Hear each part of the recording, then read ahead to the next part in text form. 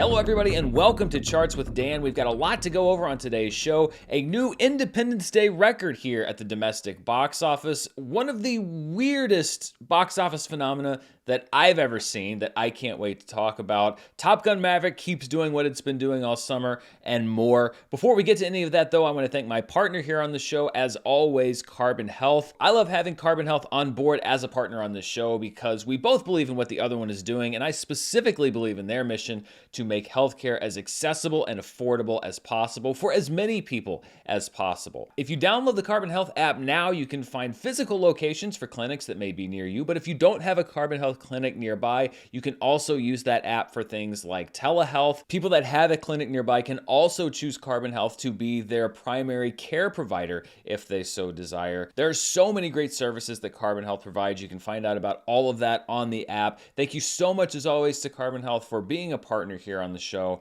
and I appreciate their support as always. So let's get to the box office here on this long July 4th weekend domestically, and we'll look first at the 3-day weekend. So this would be July 1st through the 3rd before the actual holiday Monday yesterday. And we had another $100+ million debut, Minions, the Rise of Gru, shattering all expectations with a $107 million debut. I should note that these are estimated numbers. I almost always do final numbers here on the show, but because yesterday was a holiday, they didn't calculate final numbers for the 3-day weekend. I didn't want to delay this show another day, especially since none of the results were particularly close. So this is going to be one of the rare times where I'm going on estimates, but even still, $107 million for the Friday through Sunday take for Minions at number one. And that take is even more impressive when you look at it in context of the 4-day Independence Day weekend. So this would be Friday through Monday, July 1st through the 4th. Minions, the Rise of Gru at number one with a $125.1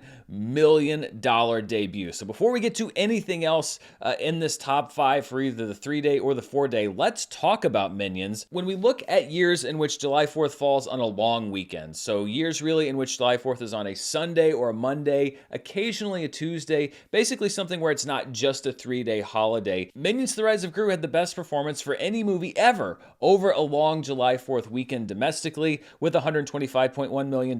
It overtakes the record set by Transformers: Dark of the Moon on July 1st through the 4th, 2011 with $115.8 million. At number 3 is Spider-Man 2 on July 2nd through the 5th, 2004. It took in just below what Transformers: Dark of the Moon took in with $115.817 million. Despicable Me is on this list, June 30th through July 4th. So this was actually a 5-day extended weekend. It's one of those days where 4th of July fell on a Tuesday with just under $100 million, $99 million. And then at number 5, the Twilight Saga Eclipse. Between July 2nd through 5th, 2010, it brought in $83.6 million. And really, when you look at these top 5 grossers over the July 4th long weekend, save for Spider-Man 2, I'd say this is really a murderer's row in the sense that if I were to watch all of these movies in a row, I would probably murder someone. So a new long weekend record here for the July 4th holiday. However, it did not set a new Illumination record. The first Minions still has the record for the biggest 3-day opening weekend for an Illumination film with $115.7 million. Minions: The Rise of Gru with its estimated $107 million comes in second place, ahead of The Secret Life of Pets with $104.3 million. Despicable Me 2 is in fourth place with $84.2 million. However, it should be noted that Despicable Me 2 opened on a Wednesday. So if it had opened on Friday, its opening take would be much higher. It would very possibly be the number one movie on this list. And then at number 3 is Despicable Me 3, which in its first 3-day opening weekend took in $72.4 million. When we look at the opening weekends for this year, Minions ranks number 5. Doctor Strange in the Multiverse of Madness still has the top opening weekend of the year domestically at $187.4 million, followed by Jurassic World Dominion with $145 million, The Batman at number 3 with $134 million, Top Gun Maverick at number 4 with $126.7 million, and then we have Minions: The Rise of Gru at number 5 with its $107 million take. So let's talk about Minions: The Rise of Gru and why exactly it went to such huge box office heights domestically. At first, I thought that this was just a lot of enthusiasm for the Minions because, let's be honest, there has been for quite some time. But over the weekend, I started getting tweets and started seeing news stories to suggest that maybe there was something else afoot. Because it appears that there was also a trend that was started on TikTok, which is a place that I very much am not, to have groups of mostly teenagers showing up in suits and in great numbers to watch Minions. From what I can gather, it's sort of an ironic thing of showing up dressed very fancy for a movie that's, Minions. And when you look at the demographic information that was gathered, the audience for Minions was shockingly young. According to Deadline, Minions audience was 89% under 25. 1 out of 3 audience members for Minions: The Rise of Gru was between the ages of 13 and 17. So you did see a massive turnout from young people and a huge turnout from people in that demographic that appears to have been showing up at theaters wearing suits. Universal doesn't care who went to see the movie because ironic money spends the same as regular money. But I do think that the people at Sony are probably scratching their heads or maybe, punching a hole in the wall because this is the exact kind of reaction they wanted when they were trying to ironically re-release Morbius into theaters. I said at the time that the internet is not real life and you can't always expect memes to translate into people actually showing up, but that seems to have been exactly what happened here. I don't think this accounts for all of this box office for Minions: The Rise of Gru, but the sheer number of accounts that I got, the number of times that I saw people talking about this on social media, and it's been in the press, not just movie blog sites, but mainstream news sites, I think that a chunk of this money was definitely from big groups of teenagers dressing up in suits to go and see Minions. Now, according to reports, particularly from places like the UK, some of these groups were rather disruptive and they had to ban the kids from coming, and I don't think that you should do that, but I'm probably going to do what a lot of parents probably did in theaters this weekend, which is to roll my eyes and shake my head and realize that the world is moving far, far, far beyond me. I was reading that Universal's the marketing campaign around Minions was something like $250+ million with all of these different sponsors and tie-ins and McDonald's and ads and billboards, etc. But perhaps the most effective marketing for their movie was completely free. And I'm sure that there's someone else at Universal punching a hole in the wall when they hear that, but this is the power of virality. This is what social media can do. It doesn't always work like we saw with Morbius, but sometimes one of these things can catch on, especially during the summer. I'm guessing a lot of these mostly young gentlemen in suits were not in school when this is happening, so you have time to do these kinds of silly things. I'm not the biggest Minions fan, as you probably were able to suss out from my review of the movie, but I don't begrudge it its success. A thriving box office is good for the movie business in general. I would make a request, though, for this huge, massive amount of people that came out to see it. Just go out one other time this year for like a little Oscar picture or something, I'm going to be an old man saying, spend your ironic dollars sensibly in the future, folks. Go see one of the pictures that needs it. I just feel like I have to do it because I'm the old man in this scenario. But yeah, listen, it's objectively kind of funny.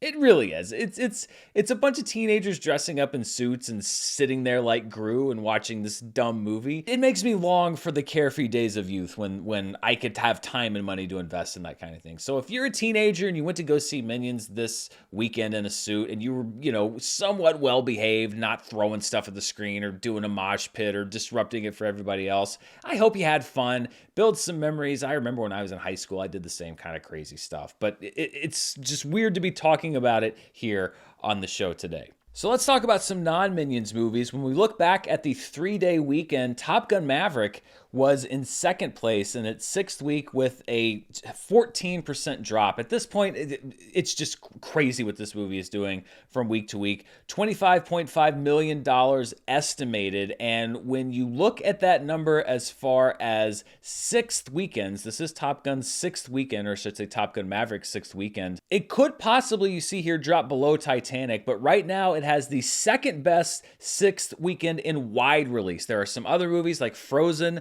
which its first weekend was in limited release. And I guess the first Frozen movie actually should have gone on last week's chart. It's hard to suss out sometimes, but there's some movies that are on the list when you look at highest grossing sixth weekend, like American Sniper's on there, Gran Torino's on there, because they opened in limited release and expanded wide.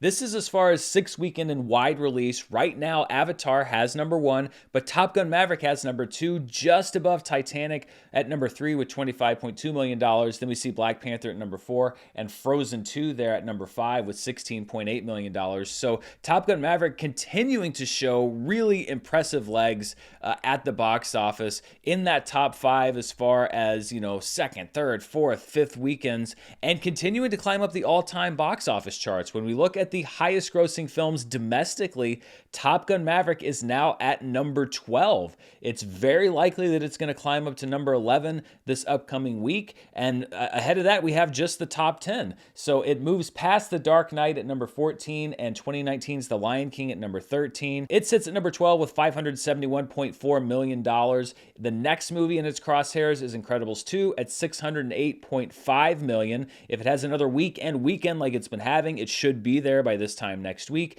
And then the next stop is to crack the top 10, bump Star Wars The Last Jedi out of the top 10. Well, I bet a lot of people are rooting for that at $620.1 million. So it's got about another $49 million to make if it wants to enter the all-time domestic top 10.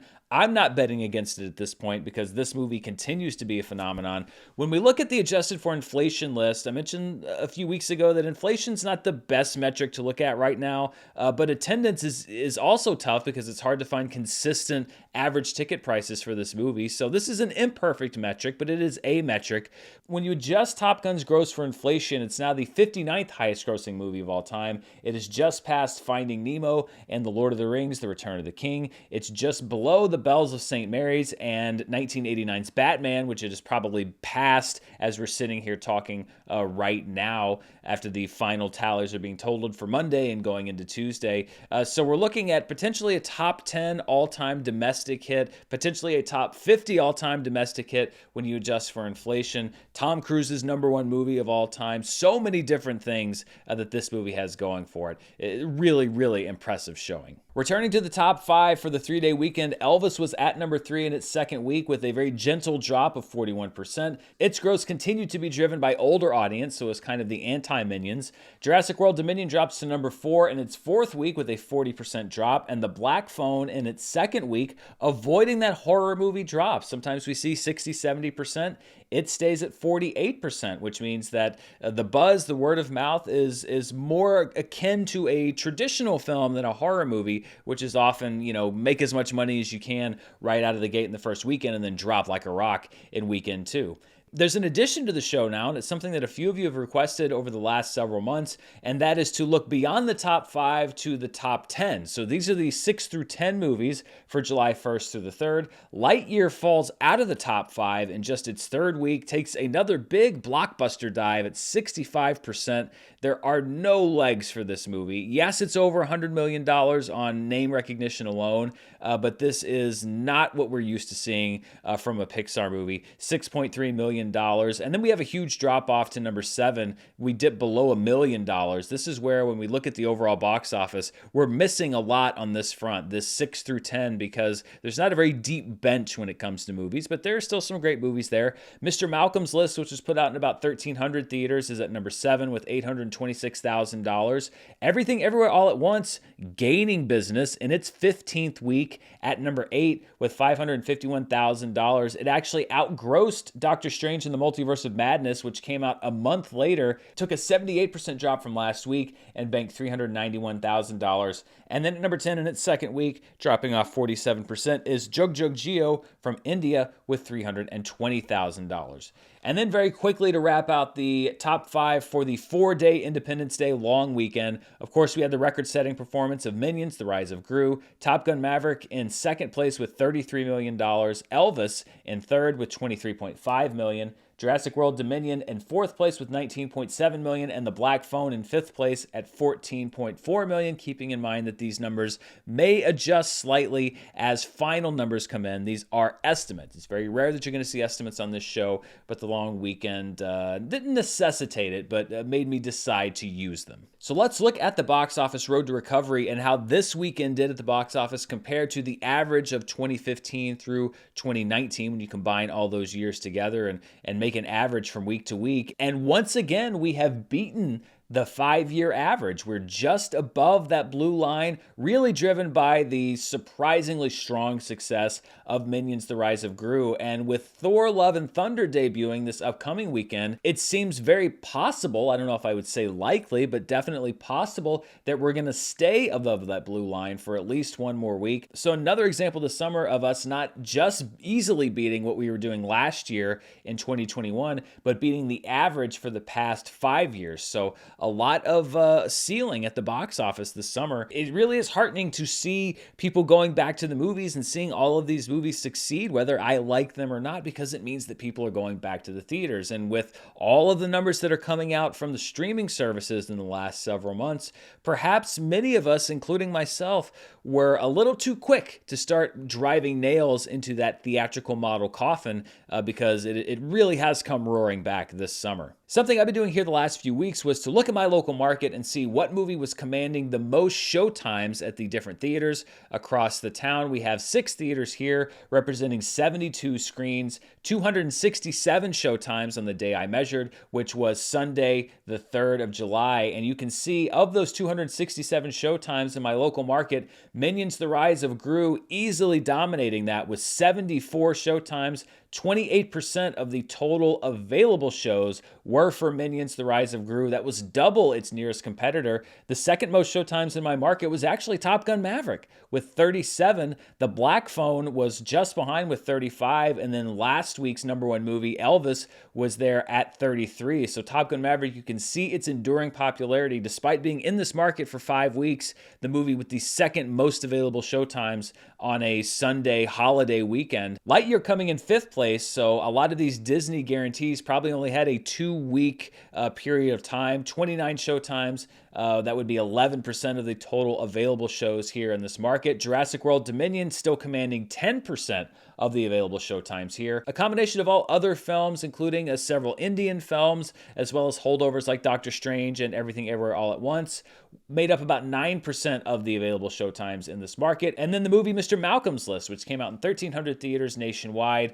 only commanding about 3% or 9 showtimes this past Sunday. When we look at the overall box office market share for 2022, so these are all movie tickets sold since January 1st, the total market so far this year has been $3.8 billion. Paramount loses 1% market share this weekend, but still has the biggest slice of this pie with 26% of all tickets sold this year. But the big gainer was Universal off of the strong performance of Minions: The Rise of Gru. It picked up 4% market share in just one weekend. Universal has now sold 22% of all movie tickets this year. Disney Fox in 3rd place with 17%. Its share was unchanged based on last week. WB at 14%, its share also unchanged. Sony's at 13%, it loses 1% market share, and the all other slice losing 2% market share. So all the studios other than the big 5 have accounted for just 8% of ticket sales for this year. Before we move on, I would like to thank the sponsor for today's video, Storyblocks. Storyblocks has an ever-growing library of 4K and HD footage, After Effects and Premiere Pro templates, music, images, sound effects, and more to give you everything you need to bring your stories to life, and it is always growing and demand-driven. All of these assets are also royalty-free, so you can use your downloaded content anywhere for commercial and personal use. And the Storyblocks Unlimited All Access plan gives you unlimited downloads for the over 1 million plus assets in their library, so you can find the perfect fit, create more, and spend less without sacrificing quality. And Storyblocks has videos and images for every occasion. We've been talking about the craziness that went on with Minions at the box office this weekend. You can find stuff that represents the entire narrative of the weekend right there on Storyblocks. Look here, you have a bunch of bananas. The Minions love bananas. Some jerks were throwing them in movie theaters. Don't throw bananas in theaters. Here we have a reenactment. There's a bunch of guys in suits. Maybe this is what you and the boys looked like after leaving the Minions screening this weekend. And look, these are the fireworks that everybody missed happening outside here in the US for July 4th while they were watching Minions inside. And you can find out more right now by heading over to storyblocks.com/Dan. That's STORYBLOCKS.com/Dan, DAN, to check out their library and find the plan that's right for you. Let's move from films in wide release to films in the specialty box office, also known as limited release. These are movies in 1,000 theaters or fewer. And the number one movie was Jug Jug Geo in its second week with $308,000. Marcel the Shell with Shoes On expanded to 22 theaters, and that was enough to bump it up to number 2 on the limited release chart with $258,000. At number 3, playing in only 2 theaters, was a film called 4th of July with $218,722. A bit of a controversial film due to its director, Louis C.K., who has been in the news for the past few years, but definitely some curiosity around this film because it was able to draw enough of a crowd to land here on this chart. Official competition in its third week was in 173 theaters. It earned $145,000. And in 125 theaters, the Ralph Fiennes Jessica Chastain movie, The Forgiven, made $135,457. When we look at the limited release top 10 grossers, we are unchanged from last week, so no change to any of the rankings or really too many of the grosses. So I'm not going to go down too much on what people were watching so far this year. But let's look at a big number for this weekend, and that was the per theater average. I mentioned July 4th from Louis C.K. I think probably a lot of curiosity, and he still has a fairly healthy fan base. It had a per theater average of $109,361 in only 2 theaters, and we'll see where that ranks as far as 2022 goes so far in just a second. Minions: The Rise of Gru had the second best per theater average of the weekend, thanks to a lot of young folks in suits at $24,368. Marcel the Shell with Shoes On is at number 3 with a per theater average of $11,747, followed by the documentary Hallelujah, Leonard Cohen, A Journey, A Song, in just 3 theaters, makes $8,666. And then at number 5, Top Gun Maverick, still in this top 5 in 3,843 theaters, bringing in $6,655 per theater. I mentioned 4th of July. We're going to see it here again because this was actually the highest per theater average of 2022 by a lot. Its $109,000 average bumps Everything Everywhere All at Once down to number 2. It had a per theater average of $50,905 back in March. So by virtue of only being in 2 theaters, 4th of July more than doubles that average. Doctor Strange in the Multiverse of Madness is at number 3, followed by The Worst Person in the World and Jurassic World Dominion at number 5. The Batman gets knocked off of this list. When we look at the summer box office, Top Gun Maverick is number 1 with $571.4 million. Doctor Strange in the Multiverse of Madness at number 2. Jurassic World Dominion at number 3. Minions: The Rise of Gru enters the chart at number 4 with its $125 million debut. That bumps Lightyear down 1 spot to number 5. Elvis remains at number 6. The Black Phone jumps up 1 spot to number 7. Downton Abbey: A New Era makes a big drop from number 5 to number 8, so down 3 spots. The Bob's Burgers movie drops down 2 spots. Firestarter drops down 1 spot, and Alex Garland's Men drops out of the 2022 domestic summer box office top 10. So if you picked Men to be one of the 10 highest grossing movies of the summer, I'm sorry to say that you're out of luck. Speaking of predictions, here were my predictions for the summer, and it's kind of a good news, bad news situation. None of my picks are out of the running yet, so I'm 6 for 6 so far as far as movies that have been released, but I also don't have any of these movies in the proper position, and I don't know if I'm going to. We'll see how the rest of the summer progresses, but Doctor Strange, Jurassic World, Lightyear, Top Gun, Minions, and Elvis, I picked all of them to be in the top 10 this summer. As of right now, all of them are in the top 10 this summer. Thor Love and Thunder, which is another one of my picks, obviously. I'd be pretty weird not to pick that. Opens this week, so I'll have 7 in the top 10, but I really think that this list is going to be made by those last 3. DC League of Super Pets, Nope, and Bullet Train. They will determine really how I do on this top 10 list. If you followed me in my summer predictions, Dwayne The Rock Johnson almost always screws me over by either me including or not including one of his movies on my summer top 10. So if DC League of Super Pets doesn't do well, then that will just continue that trend. But we'll see. Come on, Rock. Come on, Rock. Help me out here. Let's turn our attention from the domestic box office to the international box office, and we see that internationally, all markets outside of the domestic marketplace, Minions: The Rise of Gru is number 1 with $87.1 million. At number 2 was a film out of China called Lighting Up the Stars with $44 million. Right behind that is Top Gun: Maverick with another $37 million internationally, followed by Jurassic World Dominion with $26.8 million and Elvis with $15.7 million. So when you take those international numbers, you smash them together with the domestic marketplace, we get our top 5 worldwide films for this past weekend, July 1st through the 3rd.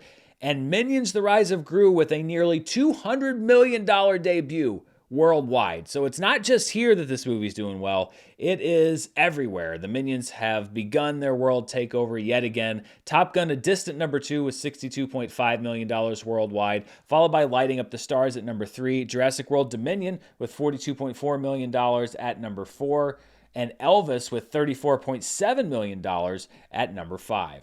When we look at 2022 domestically, the year as a whole, Top Gun: Maverick easily the number 1 movie still, followed by Doctor Strange, The Batman, Jurassic World Dominion, and Sonic the Hedgehog 2. So the top 5 unchanged. Uncharted remains at number 6 for now, but hot on its heels is Minions: The Rise of Gru, which enters the chart at number 7. Lightyear breaks that $100 million barrier and moves up 2 spots, but it's really kind of an empty victory at this point for the folks over at Pixar. The Lost City drops down 2 spots. The Bad Guys drops down 1 spot. And out of the domestic top 10 is Fantastic Beasts: The Secrets of Dumbledore, which will fail to make even $100 million domestically. What a precipitous decline for a once mighty franchise. And I think that studios that have other popular franchises would do well to pay attention to what happened to Fantastic Beasts and the Wizarding World franchise, at least right now. When we look at the 2022 worldwide box office, Top Gun: Maverick now up to $1.1 billion. Doctor Strange in the Multiverse of Madness breaks the $950 million mark. Jurassic World Dominion jumps up 1 spot to number 3. It has now crossed $830 million. Will it make it to $1 billion? We'll have to see how it does in these next several weeks. The Batman drops down 1 spot to number 4. The Battle at Lake Changjin 2 remains at number 5.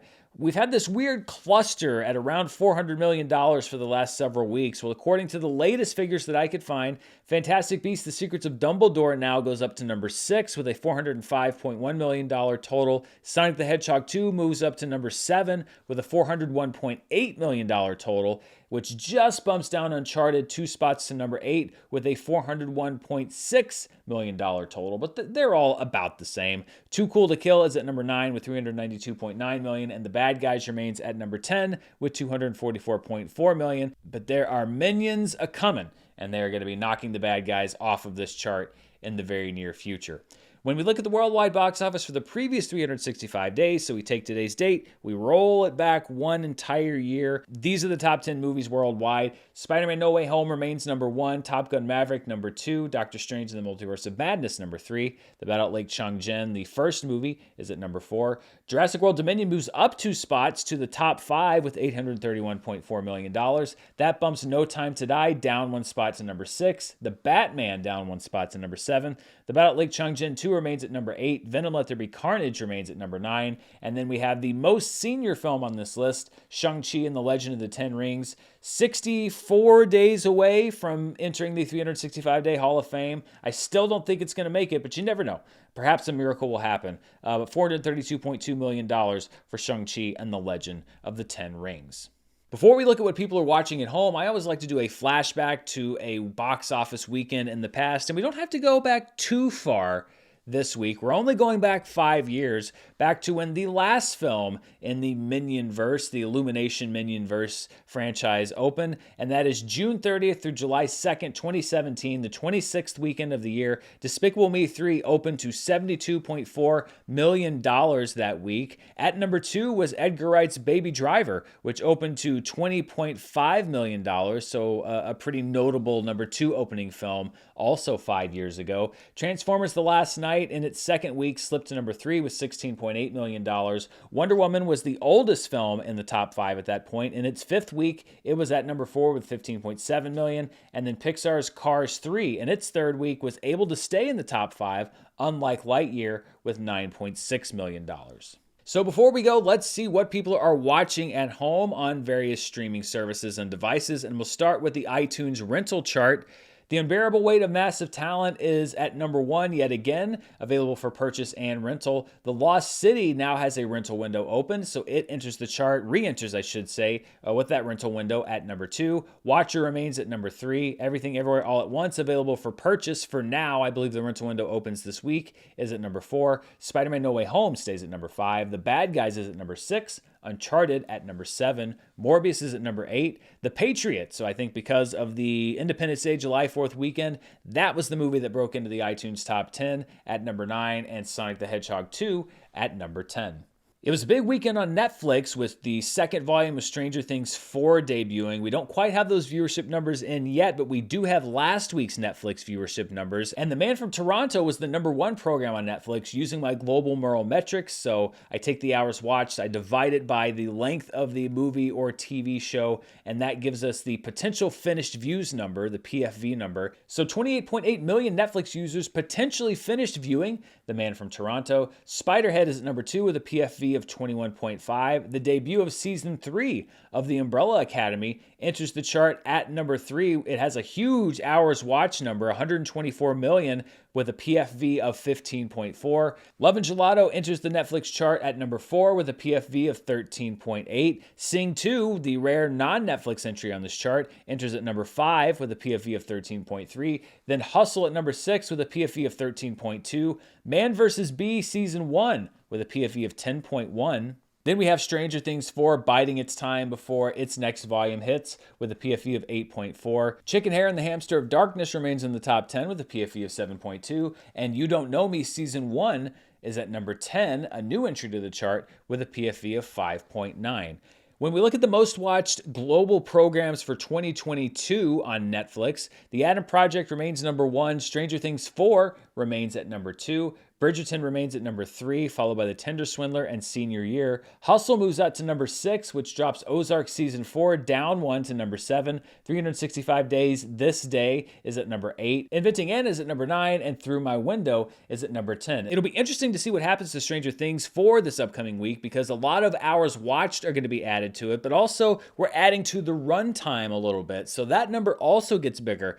We may see a situation where the PFV drops for a little bit while people watch these last couple episodes and then goes back up, or it may just kind of stabilize and creep up a little bit slower than it would have. But I am taking that into account. I can't just take into account the runtime for the last couple episodes, because Netflix doesn't delineate, well, are you just watching volume 2 of Stranger Things or are you watching volume 1? We don't quite know that, so it'll all work out in the end. The hours watched will be the hours watched, but the PFV may fluctuate a little bit in these next couple weeks as we factor in these last couple of episodes. Looking back at the top 10 most watched Netflix programs since they started sharing this data about a year ago, on June 28th, 2021. The top 5 remains the same: Squid Game Season 1, Red Notice, Don't Look Up, The Adam Project, and The Unforgivable. Stranger Things 4 moves up 1 spot to number 6. Money Heist Season 5 drops down 1 spot to number 7. Bridgerton Season 2 stays at 8. The Tender Swindler stays at 9. And Senior Year stays at 10.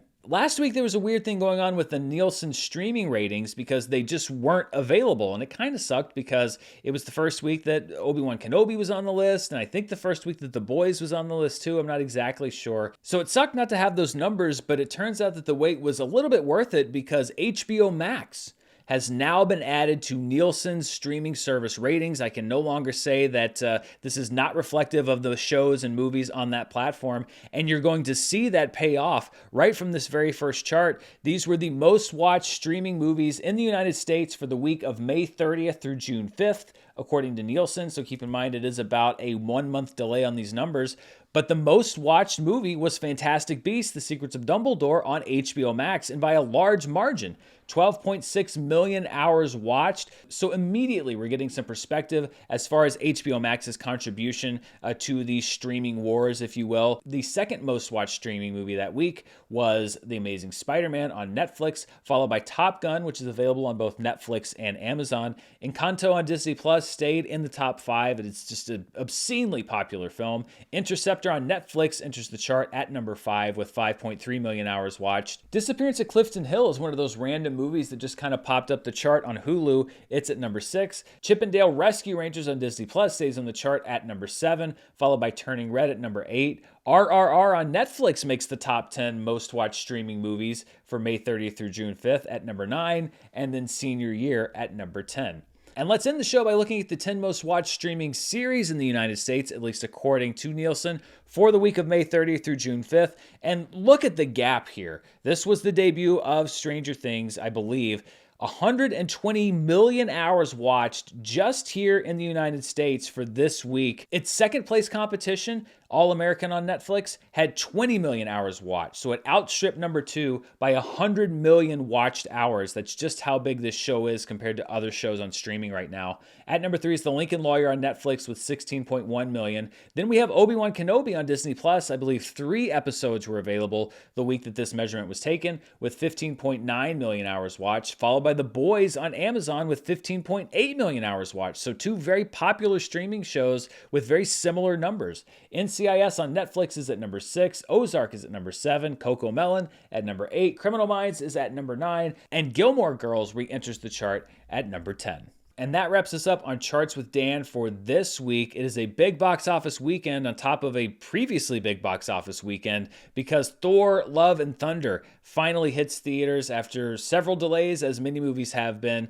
this upcoming weekend. Let's see if that Marvel movie magic can hold out. I know that Disney, after the disappointing performance of Lightyear, is probably very much hoping that this movie is not just a hit, but a big hit to help salvage their summer. The only real competition is an animated film that's coming out on Netflix called The Sea Beast, and I don't think that's really any competition at all. So yeah, this is going to be a very Thor weekend at the box office. I will have a review of Thor: Love and Thunder, a non-spoiler review that I'll put up either Thursday night or Friday morning. I'm going to see it on Thursday at the first available screening here, and then I'll get my review out as soon as I can. I'll also have a spoiler review that I will put up this weekend. So if you want to talk spoilers about the movie, you can do that as well. Thank you so much for watching the show. If you want to see what else I'm up to, you can check me out on Patreon at patreon.com/Dan Murrell.